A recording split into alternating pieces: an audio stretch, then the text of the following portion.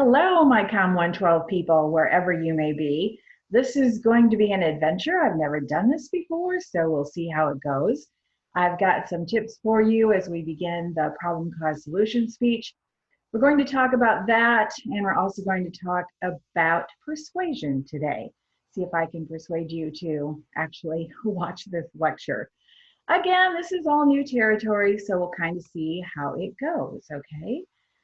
So we're going to talk about the PowerPoint. And as always, if you have questions, make sure that you email me, text me. I'm totally captive in my sun porch here, so I'm more than happy to see what's going on in your lives today. All right, so let's get started with our COM 112 PCS speech. All right, so hopefully you will be able to see what I am showing you. And this is good practice too, because this is how you are going to have to do your own speeches. And I guess I should do whatever it is that you have to do, right? Okay, so we'll see how it goes. So remember, for the PCS speech, it's worth 125 points. And all the criteria outline page 63 in your workbook. So make sure that you review that.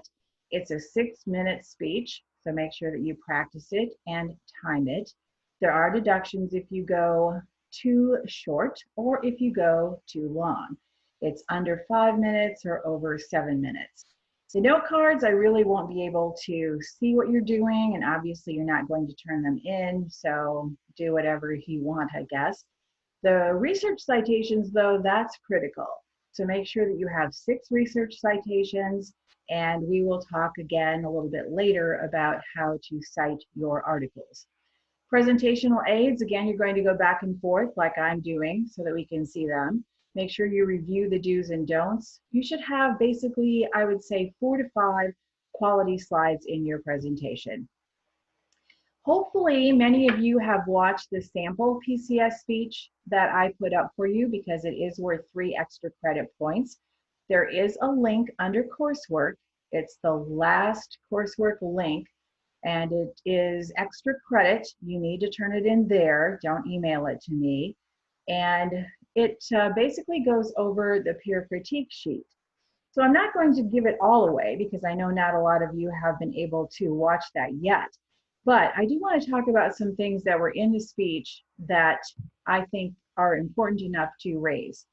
So if you notice, she used the storytelling method in the beginning, and she wove that story throughout the speech, and she also used it in her conclusion. She also had the required credibility statement. Remember, in your PCS speech, you have to say that you have done research on the topic. And if you have any personal connection with the topic, then make sure that you use that in your introduction as well. I want to talk to you about her transitions. So now that we have looked at the problem, let's explore the causes.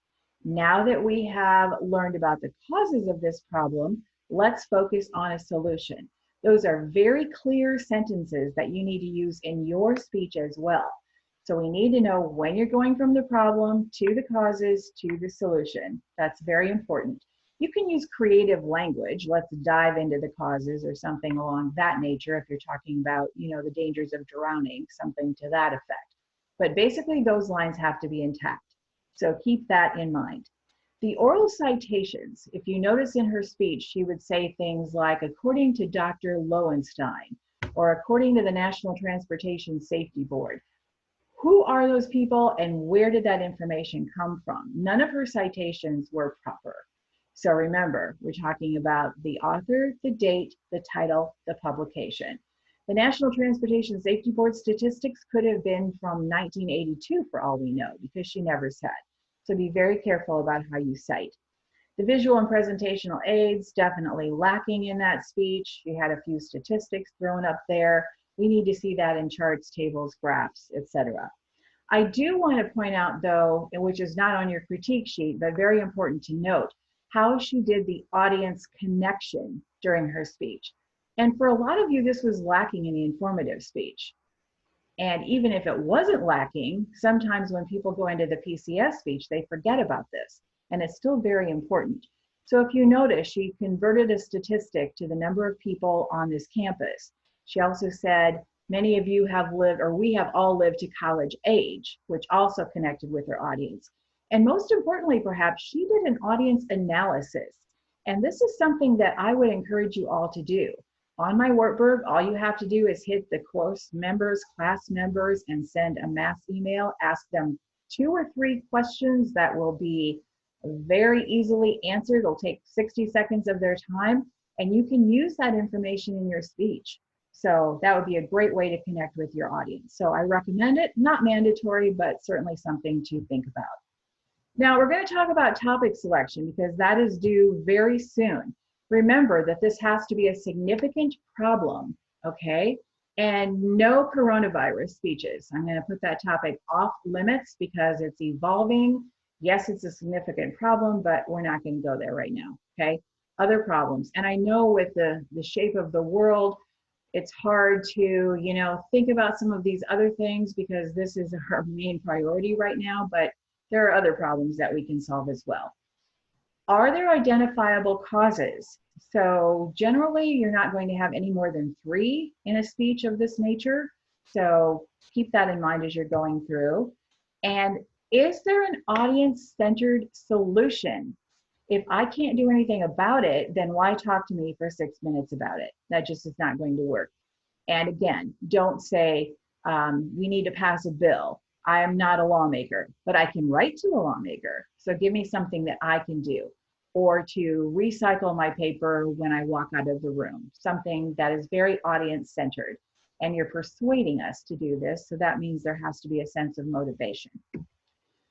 Or make sure that you go back over the previous topic selection tips that we had in the informative speech, and all of those PowerPoints are on my Wartburg. This one will be as well when I get done without the video. Remembering your personal connection to the topic. So if you are anorexic, your parents went through divorce, you lost someone to drunk driving, these kind of things. If you're comfortable sharing, I highly recommend it. Remember your audience, because I think I told you in class one day about the person who wanted to do the speech on the elderly in Norway. Not going to work, okay? Just not anything that your audience can identify with. Remember, you only have 6 minutes, so that's important. Can you find research information?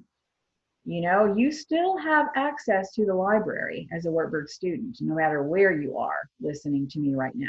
So you can log in and do the database searching. You can also find a lot of information via Google.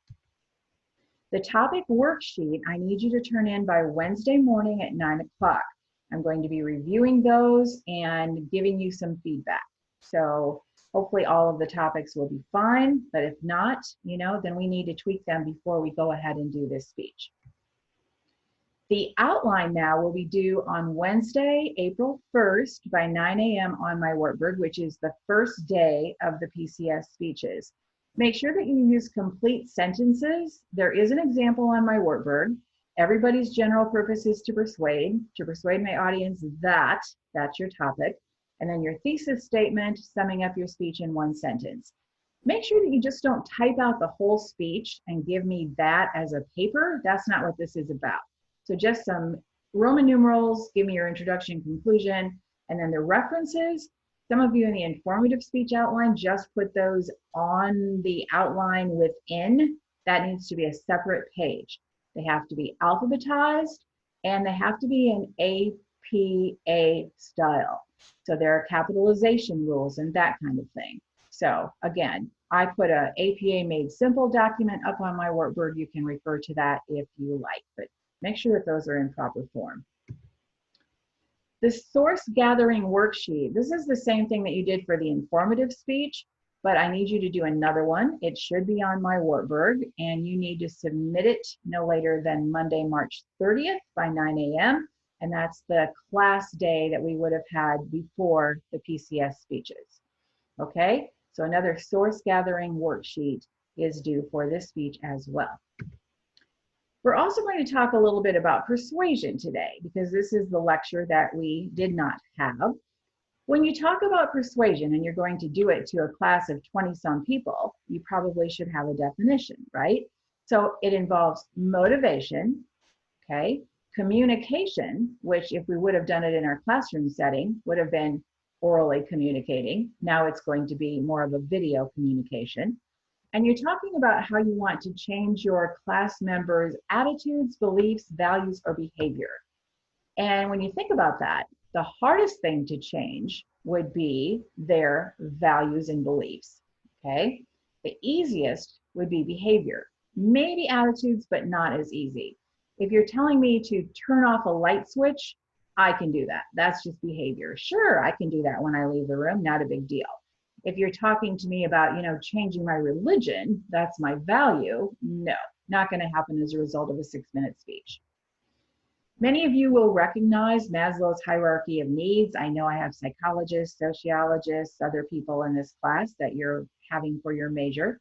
And what does this have to do with your speech? If you look at the bottom of the pyramid, as you know, our basic needs need to be met before we can go into the higher level needs. Now, if you're talking, for example, about water quality or something that has to do with the physiological needs, it will be easier for you to persuade your audience, right? If you're talking about arts in the schools, well, that's up in the self-actualization category. So it doesn't mean you need to change your topic. It just means that it's going to be a lot harder to persuade. There are different types of reasoning that you might want to think about as you put your speech together. So inductive and deductive, they're the exact opposite. So inductive, you have a specific example and then you draw a general conclusion. But deductive, you have kind of a general area and then you have a specific example. So if you notice in the speech that you watched as a sample, she had a specific example of her nephew and then went into the dangers of young people driving. That's generally, for the PCS speech, way more effective.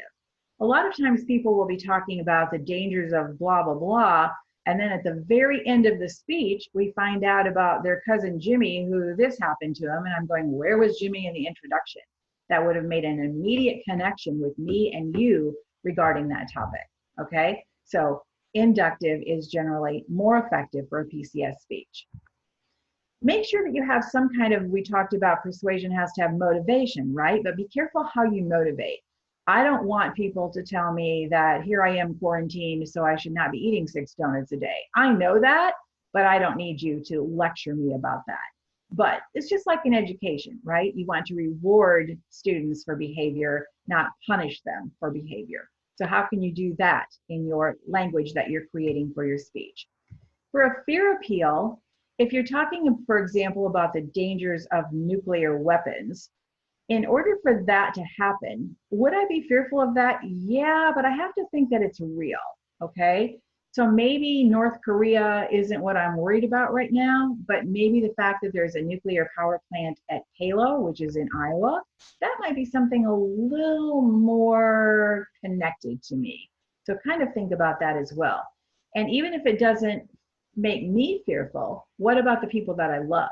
For example, if you were talking about sex trafficking, not too concerned about that at my age, okay? But I have 5 daughters, so that would be implementing the fear factor in that regard. So if that makes sense, okay?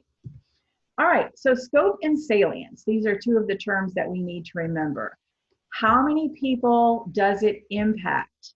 I gave you the example of the laundry problems in Clinton Hall, which now nobody has laundry problems in Clinton Hall, right? So how many people? And then the whole importance. Is it important? Is it a vital problem?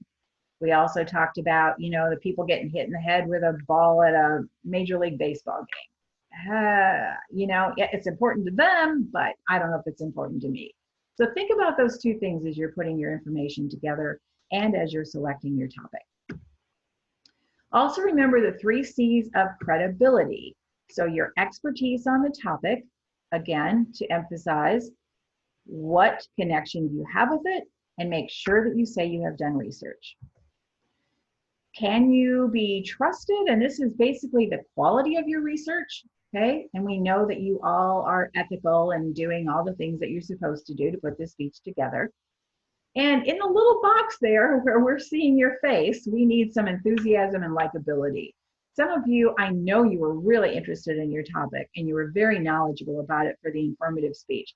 But we can't have that monotone delivery. We have to have you psyched up and ready to go, okay? Because that will really help us connect with you.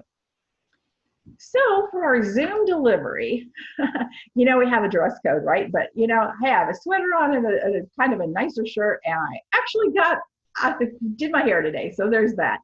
So anyway, trying to dress up a little bit.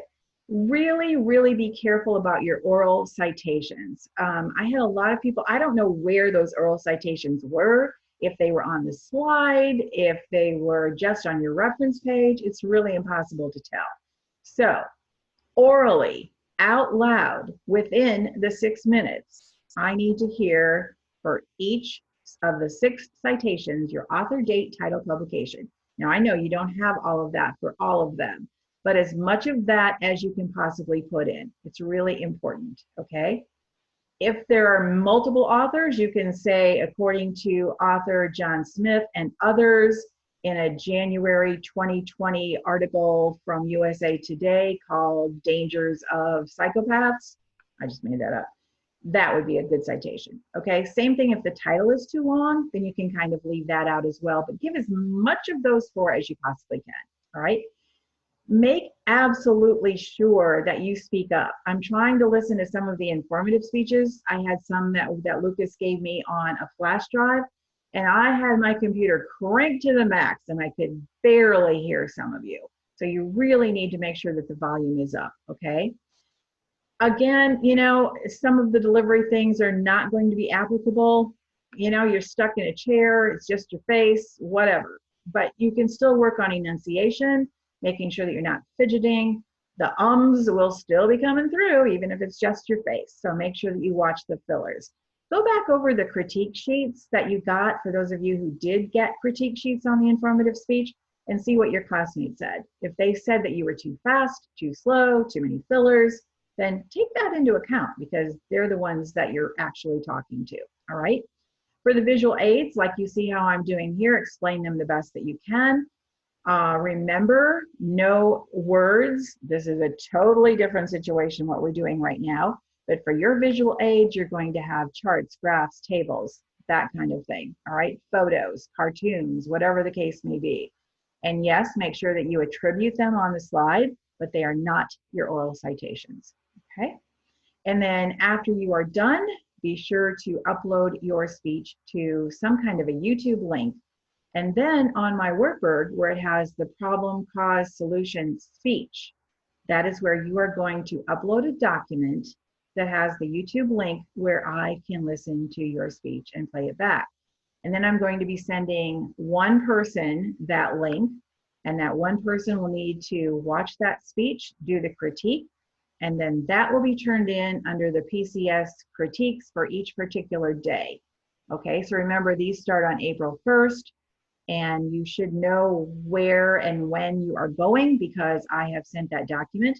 If you have any questions about that, make absolutely sure that you let me know.